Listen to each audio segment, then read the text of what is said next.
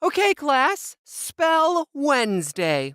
I don't know how to spell Wednesday. Well, James, just sound it out.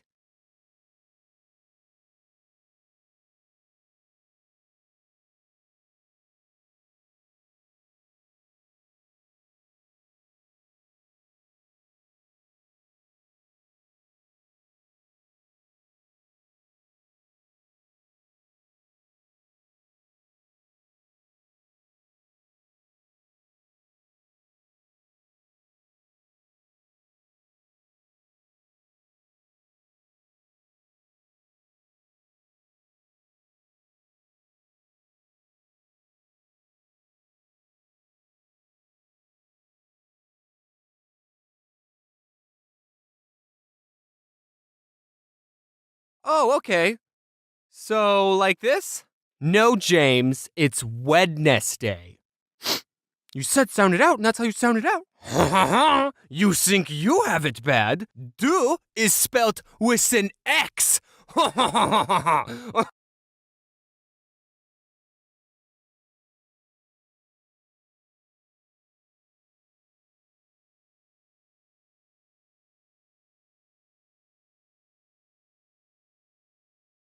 I think it comes to no surprise that I'm terrible at spelling. I feel like everyone in life falls into two categories. Either you're good at math and bad at reading, or you're weird. And if you've seen my other videos, you know that I'm a math boy. My mom told me that I have dyslexia because she has dyslexia and I have all the symptoms, but we never got that diagnosed by a doctor, so you can't make me take my meds, Mom. A lot of times what I do to cover up the fact that I spell lower than a first grade level is I will purposely misspell words to the point where it's obviously a joke. You thought I was doing that to be funny, but it's actually because I have zero self-confidence in my spelling and I don't want anyone to point out my mistakes. I mentioned this in a different video, but in elementary school, I was put into an honors program and everyone had to take spelling tests a grade ahead of their level. And by everyone, I mean everyone except me, because I failed every single spelling test. So I had to take spelling tests that were on level.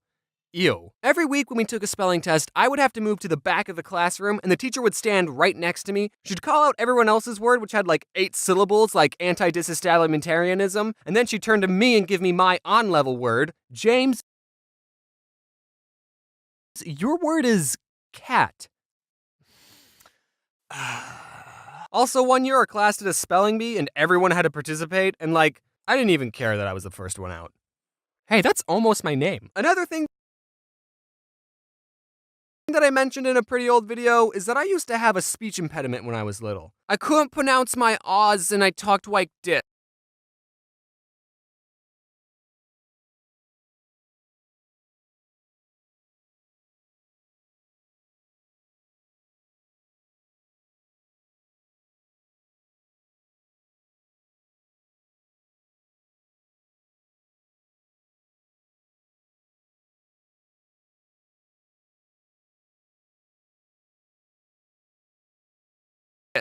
I'm good now.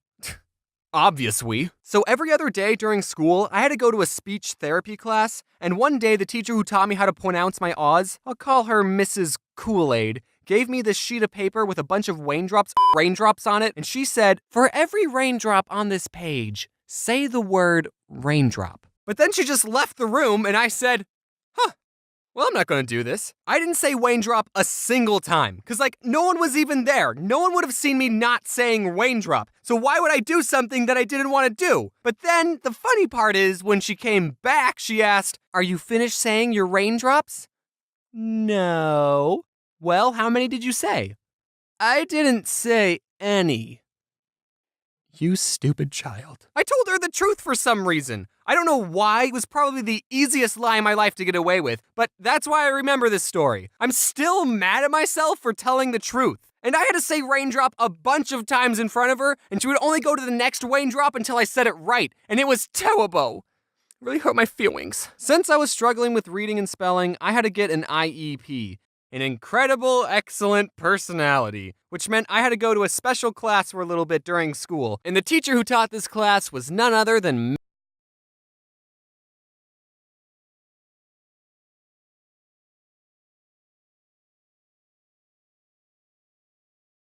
Mrs. Kool-Aid. Oh yeah.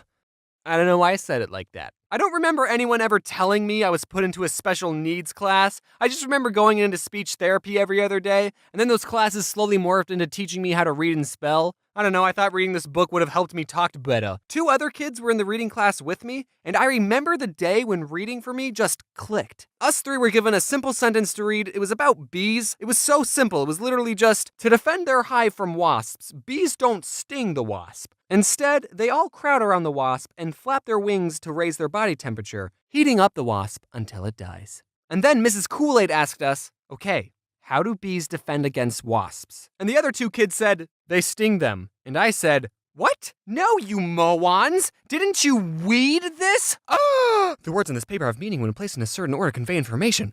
Also, I never want to get hugged by a bee. So I was in these classes all the way until the 6th grade. I was getting better at reading. I still wasn't great, but I was getting better at it. And one day, Mrs. Kool-Aid said, you know, James, you should try competing in the Battle of the Books. Battle of the Books?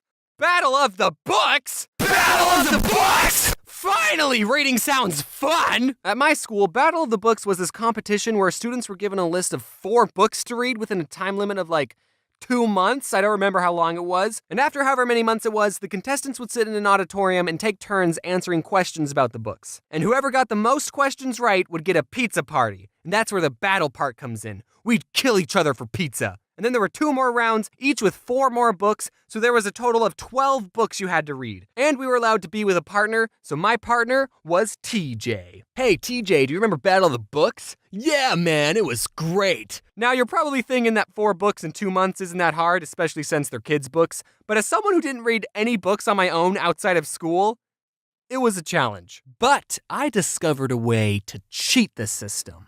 I discovered something called audiobooks. Instead of having to sit still and read the book, I could just have someone read the book to me. And I would get through the book so much called audiobooks. Instead of having to sit still and read the book, I could just have someone read the book to me. And I would get through the book so much faster. I'd be able to read a book in about 8 hours as opposed to reading a book never, because I would never be able to finish a book on my own. And I was actually able to understand what was going on. I legitimately thought that listening to audiobooks was cheating because of how well it worked. So I never told anyone my secret. Until just now.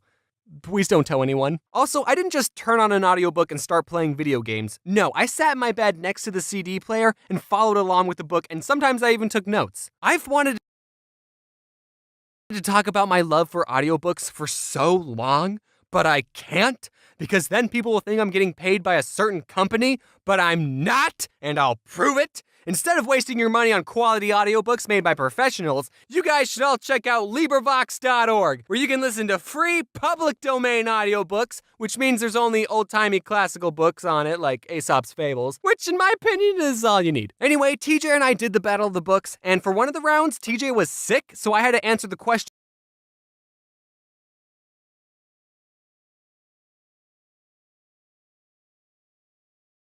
all by myself, and I never forgave him for that. And also the whole time I was keeping track of everyone's points, and me and TJ got the most questions right. My math skills are finally being useful. I was already craving the pizza. After the last round, the teacher said, okay, I'll tally up all the points and let you all know who the winner is in a couple of weeks. But since I was keeping track of everyone's score, I already knew we won.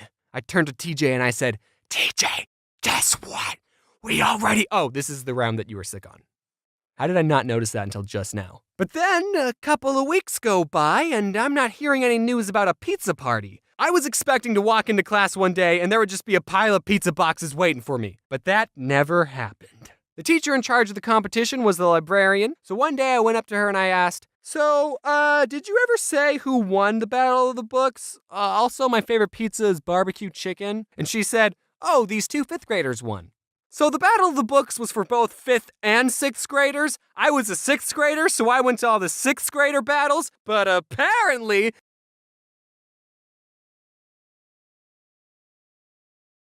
there was some low-life 5th grader who got every single question right and stole my pizza party! And that taught me a valuable lesson. Even when you work hard, you don't always get what you want in life. But that's okay, Because one day, you'll be an adult and you can buy all the pizza you want without having to read first. Hello there. Any of you down for a game of soccer? I mean football? This is 100% James. This isn't someone else doing the end card. This is me. This is James. I would never ask someone else to make an end card for me because I was too lazy. You guys should check out the channel Get Mads? Get Mads? Am I pronouncing that right? He helps me edit my videos for my second channel. That's right, I have a second channel with a total of 6 videos. Count them 6. 6 videos. And also, as per usual, I need to thank my colorers who made this video look absolutely amazing. Thanks, guys. I appreciate it. Everyone go watch these guys' videos for a solid 4,000 hours, including Mads. And as always, what does James say for his outros again? Strap up if you're going on a bumpy ride. Wait, no, that's not it at all. Buckle up. Wait, no, that's way too American. Oh yeah, wear your seatbelt.